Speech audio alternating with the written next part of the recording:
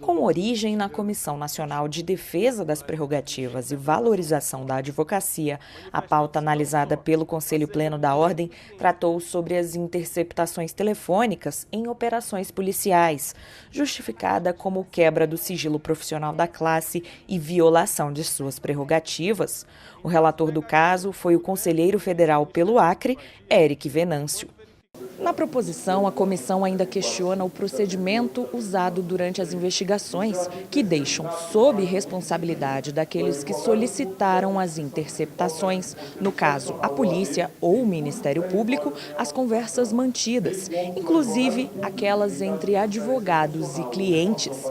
A prática, segundo o relatório, além de prejudicar direito fundamental do cidadão, viola a prerrogativa básica e essencial da advocacia. Agrava tal fato a verificação recorrente de que o conteúdo dessas conversas entre cliente e advogado constituído não tem sido preservado, tornando-se objeto não só de indevida apreciação pelos agentes estatais, mas, pior que isso, de divulgação pública, inclusive por meio da imprensa.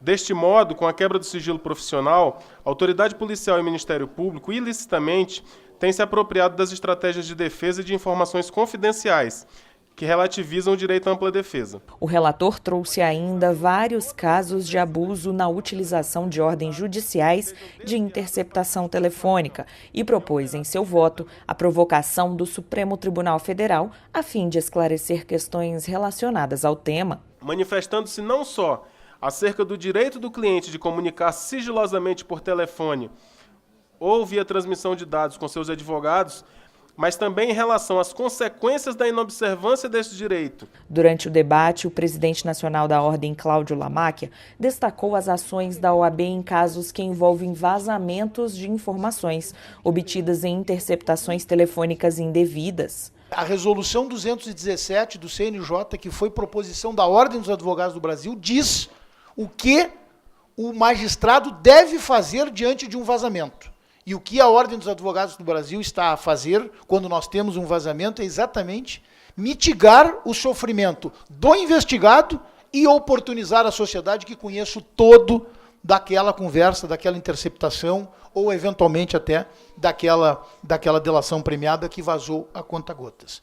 Ele também reafirmou o posicionamento da entidade em relação às declarações do ministro Sebastião Reis, do Superior Tribunal de Justiça, que criticou a omissão das instituições, inclusive da Ordem, em relação aos vazamentos seletivos e processos. Que a OAB tem que fazer isto, que a OAB tem que fazer aquilo. A OAB tem feito o que lhe compete fazer.